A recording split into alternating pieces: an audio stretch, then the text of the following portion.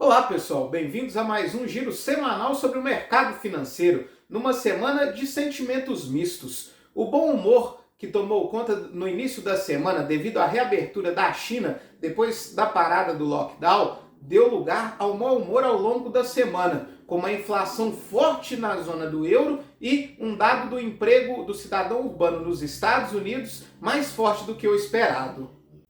Começando falando da Europa, a inflação na zona do euro veio renovando mais uma máxima histórica, com alta de 8,1% no acumulado nos últimos 12 meses. Era esperada uma alta acumulada de 7,8%. E a cotação do barril de petróleo não ajuda em nada esse sentimento. O confronto entre Rússia e Ucrânia ainda traz muita instabilidade para a região. E foi anunciado essa semana por Ursula von der Leyen, que é a presidente da Comissão Europeia, o embargo de 2/3 do petróleo russo. E ela disse que a expectativa é de que até o final do ano esse embargo chegue a 90%, mas ainda não existe um consenso dentro da União Europeia, principalmente por parte da Hungria, que é um dos países que mais depende desse petróleo russo. Esse sentimento de pessimismo na Europa fez com que o Stoxx 600 fechasse em queda de 1,45% essa semana. A reabertura da China foi um dos principais fatores positivos do mercado essa semana. Isso fez com que o minério de ferro tivesse uma forte alta de 7,12% e encerra essa semana com a tonelada cotada aos $143. Isso se deve também ao pacote de estímulos econômicos anunciados pelo país asiático, que vão afetar diretamente a questão da infraestrutura do país e vão retomar principalmente as questões de obra da construção civil. Isso fez com que o sentimento positivo retomasse no mercado e as commodities tivessem uma forte alta, o que aqui no Brasil favoreceu as ações da Vale e das siderúrgicas. Falando agora dos Estados Unidos, nós vamos ter a partir de agora, nesse mês de junho, quando o Fed vai começar a diminuir a sua carteira, ou seja, aqueles títulos que ele comprou durante a pandemia para poder injetar dinheiro na economia, agora ele vai vender esses títulos e retirar parte desse dinheiro da economia. Isso, alinhado a uma taxa de juros que deve subir ao longo desse ano, pode tirar os investidores, principalmente dos ativos de risco, e levando eles para ativos mais seguros, principalmente os ativos de renda fixa. Os títulos do Tesouro Americano são considerados um dos títulos mais seguros do mercado. E em tempos de crise, é para lá que os investidores correm. Isso pode tirar o capital estrangeiro de países emergentes como o Brasil, o que pode levar à queda da nossa bolsa e à subida do dólar. Outra questão dos Estados Unidos é a fala de James Dimon, CEO do JP Morgan, um dos principais bancos norte-americanos. Ele falou que avista pela frente uma verdadeira tempestade no mercado financeiro. E se essa tempestade vai ser mais calma ou se vai se transformar num furacão, a gente só vai perceber mais na frente. Mas ele enxerga os dois principais problemas: a subida da taxa de juros e a guerra da Rússia com a Ucrânia, que pode levar o barril de petróleo aos $150. O início das férias de verão nos Estados Unidos faz com que a procura por combustíveis se torne mais alta. O preço do galão de gasolina nos Estados Unidos atingiu a marca dos $4, o maior preço desde 2008. E para tentar frear um pouco por lá o preço dos combustíveis, a cidade de Nova York já anunciou o corte de impostos sobre a gasolina.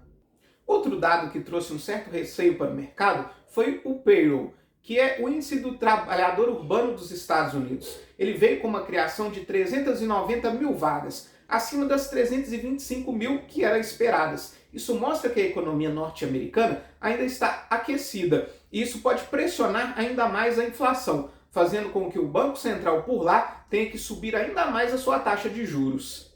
O anúncio de embargo ao petróleo russo por parte da União Europeia fez com que o barril de petróleo subisse 4,71% essa semana. O barril Brent, que é referência para a Petrobras, encerra essa semana cotado aos $121.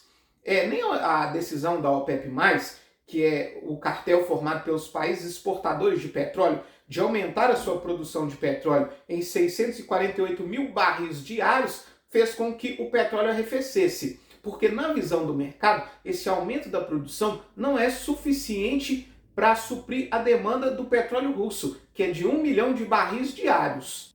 Falando agora do Brasil, nós tivemos a divulgação no início dessa semana do IGPM, que é considerada a inflação do aluguel. Ela veio com uma alta de 0,52%, bem abaixo do mês passado, quando subiu 1,41%, mostrando aí que a nossa inflação está arrefecendo.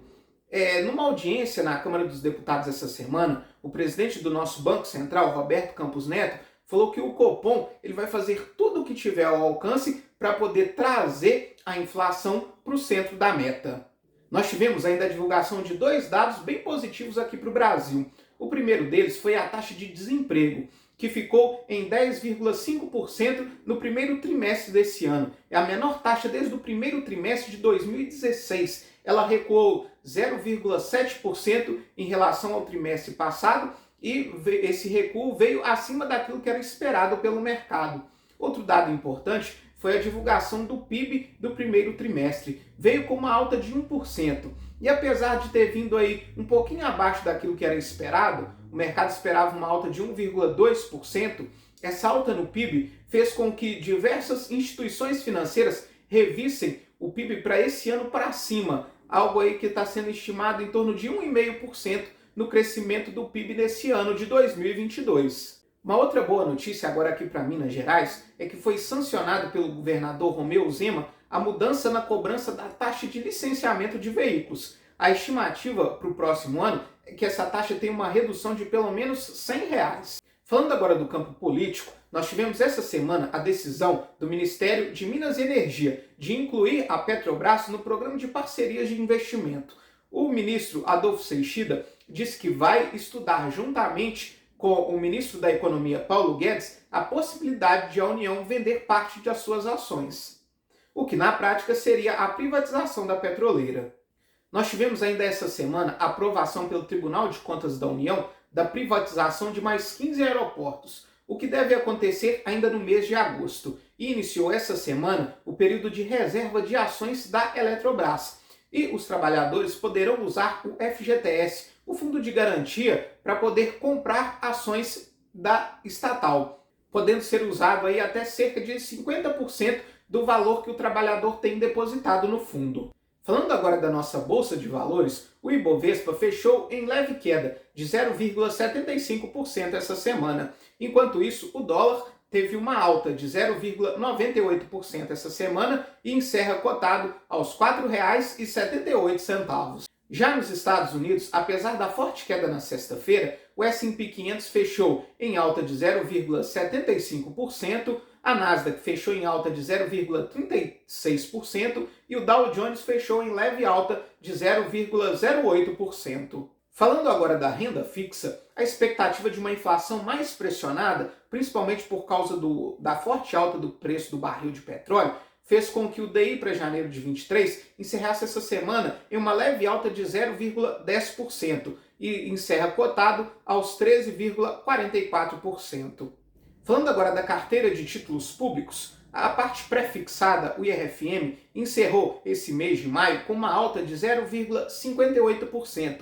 E nesses 3 primeiros dias de junho apresentou uma leve queda de 0,06%. Já o IMA Geral encerrou o mês passado com uma alta de 0,92%.